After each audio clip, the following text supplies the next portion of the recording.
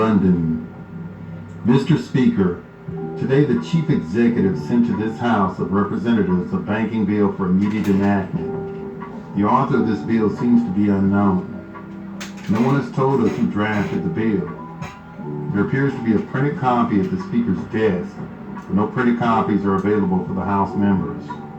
The bill has been driven through the House at cyclonic speed after 40 minutes debate, 20 minutes for the minority and 20 minutes for the majority. I've demanded a roll call, but have been unable to get the attention of the chair. Others have done the same, notably Congressman Sinclair of North Dakota and Congressman Bill Lemke of North Dakota, as well as some of our other former labor members. 15 men were standing, demanding a roll call. That number is not sufficient. We therefore have the spectacle of the great House of Representatives of the United States of America passing, after a 40-minute debate, a bill its members never read and never saw. A bill whose author is unknown. The great majority of the members have been unable to get a minute's time to discuss this bill. We have been refused a roll call. We have been refused recognition by the chair. I do not mean to say that the Speaker of the House of Representatives intended to ignore us, but everything was in such a turmoil and there was so much excitement that we simply were not recognized.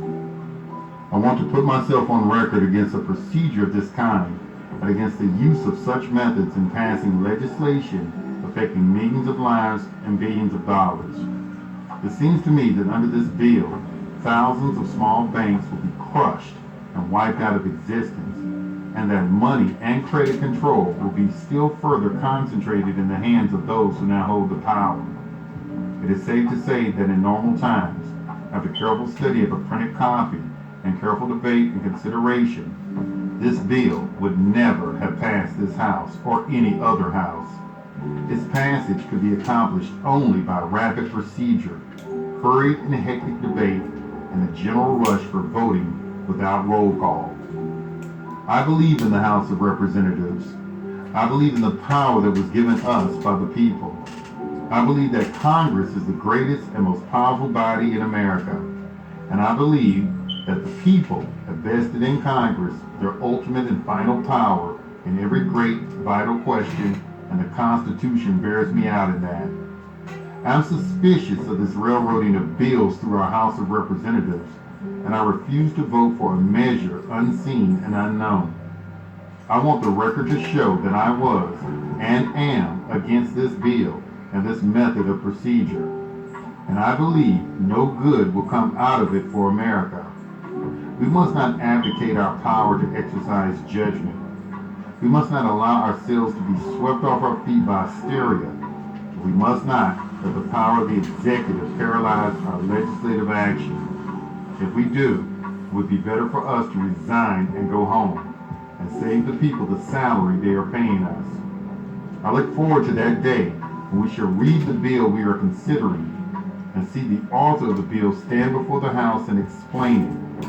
And then, after calm deliberation and sober judgment, after full and free debate, I hope to see the sane and sensible legislation passed which will lift America out of this panic and disaster into which we were plunged by the World War.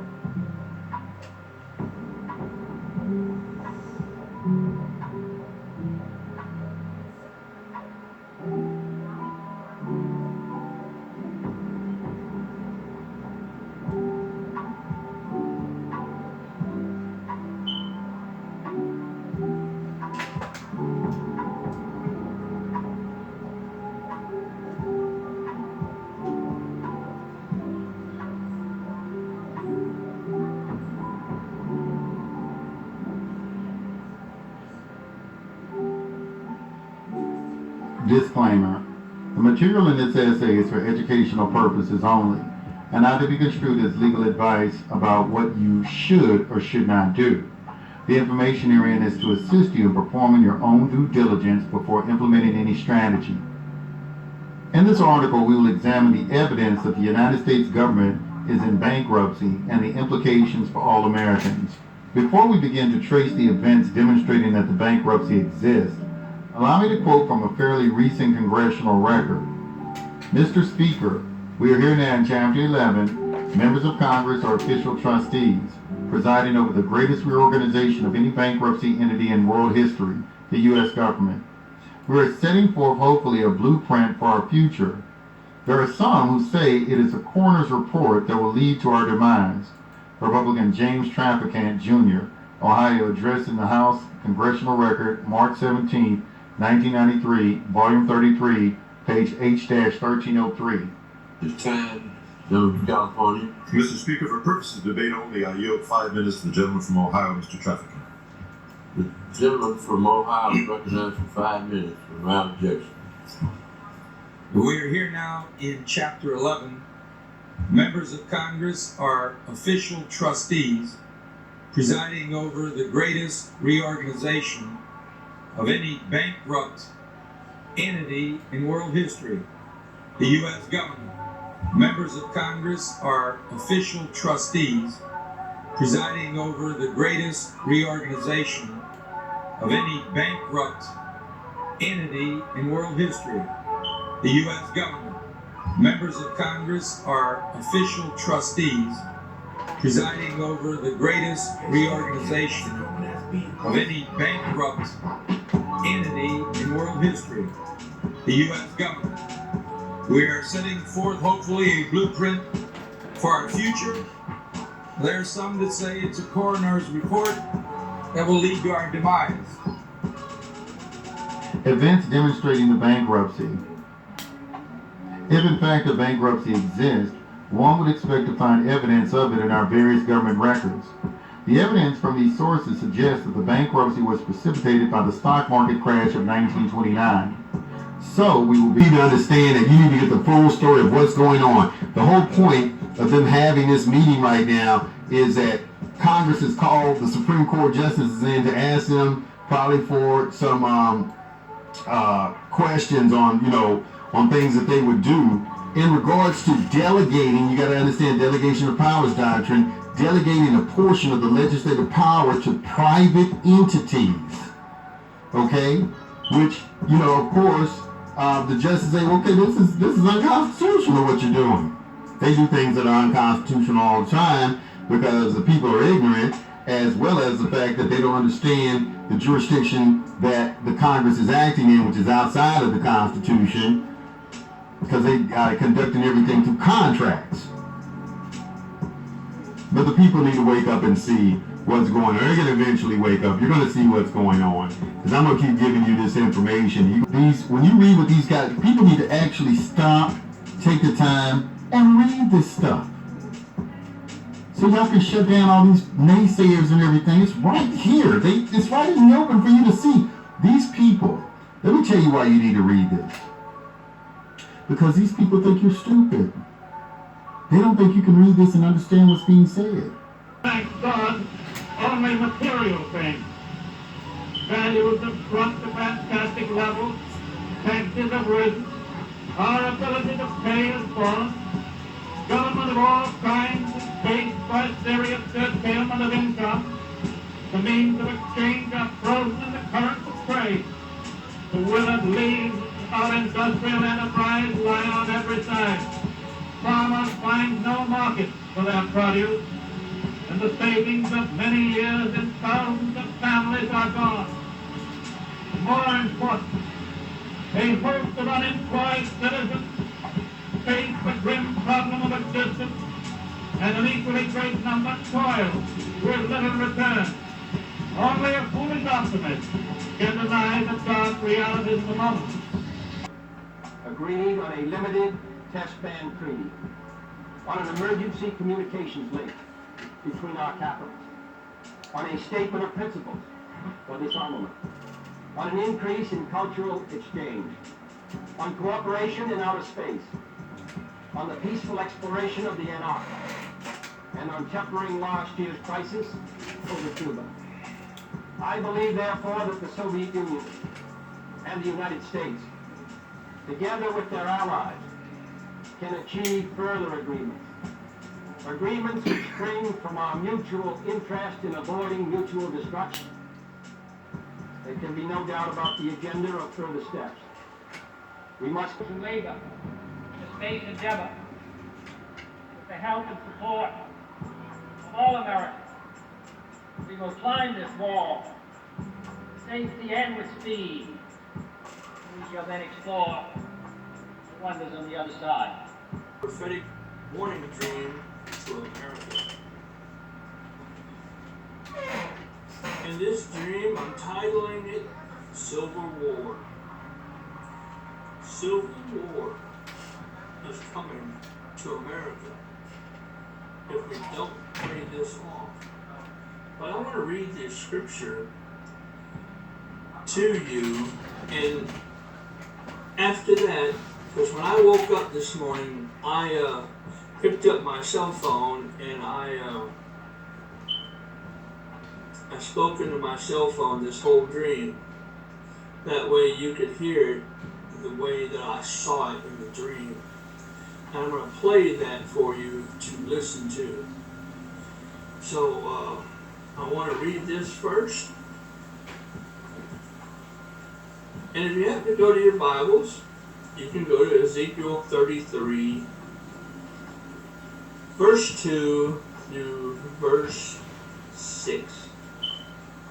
Son of man, speak to the children of thy people, and say unto them, where I bring the sword upon a land, if the people of the land take a man of their coast, and set him for a watchman, if when he see the sword come upon the land, he blow the trumpet, and warn thy people, or warn the people, then whosoever heareth the sound of the trumpet, and take not warning, if the sword come and take him away, his blood shall be upon his own head. If he heard the sound of the trumpet and took not warning, his blood shall be upon him. But he that taketh warning shall deliver his soul. But if the watchman see the sword come, and blow not the trumpet, and the people be not warned, if the sword come, and take any person from among them, he is taken away in his iniquity. But his blood I will require at the watchman's hand.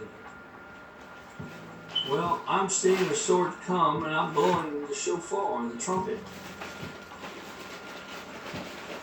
because this is my duty as a prophet and as a watchman.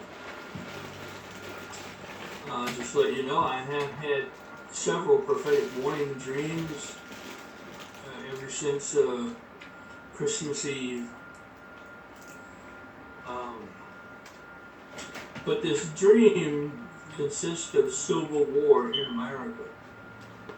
This is not any other country. This is America. And I have heard in the past several prophets that came into the prophecy club prophesied this would happen one day. But I want to get this warning out to you. I want you to hear it the way that I got it. So I'm going to play this dream for you.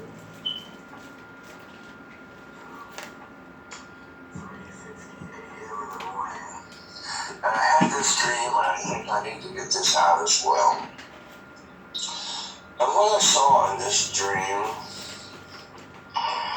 were Union soldiers and Confederate soldiers. And it was almost like two dreams in one, but I think it just was one dream. A dream that I was at a position, and the Union Army consisted of white and black soldiers. And on the Confederate side was only white soldiers. That's the way it was in the real Civil War.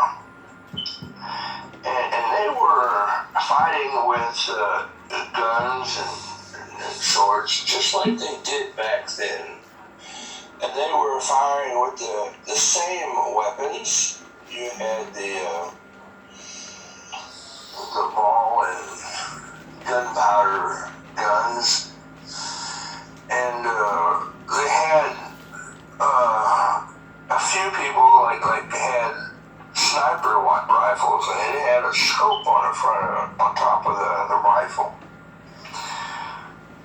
And that might have been a different weapon. It may have had a cartridge to that one, but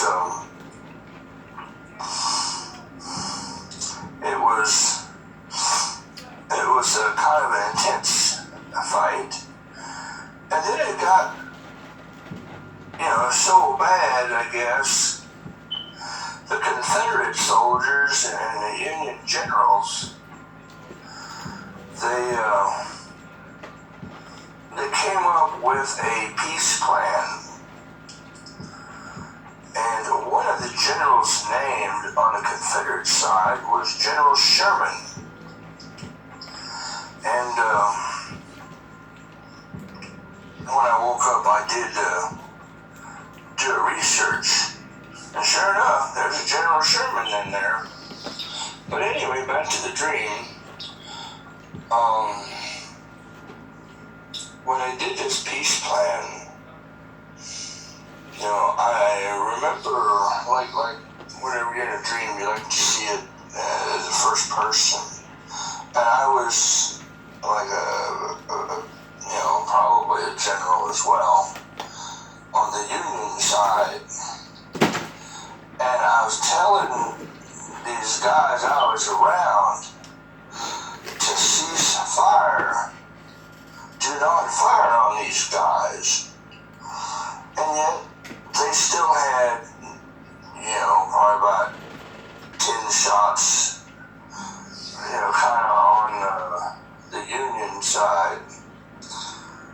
And I started screaming at them and ordered them to put your weapons down. And they finally did, except one guy with a scope. He was trying to hit General Sherman. And I was screaming and he hit somebody else. And I ran over to him and I picked up his weapon. And, I had a weapon, I guess. And in combat, if somebody disobeyed an order like that, you could execute them on the spot.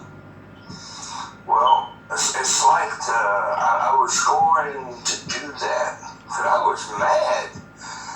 Or maybe the person I was playing, I guess, I was seeing out of somebody's eyes, And I was pointing at him, and I told him, why didn't you quit firing? Well, he had that cocky look, like he could do anything. And I was about ready to shoot him, but he picked up his weapon and turned that rifle around on himself, and then he started laughing, and then he committed suicide. And then after that, they had more Confederate soldiers come in, because they were starved, and they went right over to the chuck wagon, I guess, and they started eating. They gave them plates of probably beans or something, I don't know, that they were starved. So they were able to feed them. Then the generals on both sides started coming out, greeting one another, and they made peace on the battlefield there. This is just a Pacific battle. It wasn't the whole North and South war. It was just peace on the battlefield in this big Pacific battle. So since it was the generals that were doing this peace treaty, it's possible it could have extended to the whole war, that they did have peace. but I don't think so. Just this one incident, but all things are possible. So this is the end of the dream. And that's when I did my research on General Sherman. So what I think the Lord is telling me that we are headed into civil war here in America. You know, I've heard many prophecies from different prophets in the past that one day this would happen. Civil war. I hate to see that. You know, being an American, I am a veteran of the United States Army. You know, I served from 79 to 83. And I hate to see that. It was really troubling me when I saw this dream that Americans would be firing upon Americans. So, I just think God was telling me that civil war is coming. And I think it's coming quickly, because a lot of my dreams happen pretty quick. So I think there's going to be an event here in the near future that people are just not going to like it.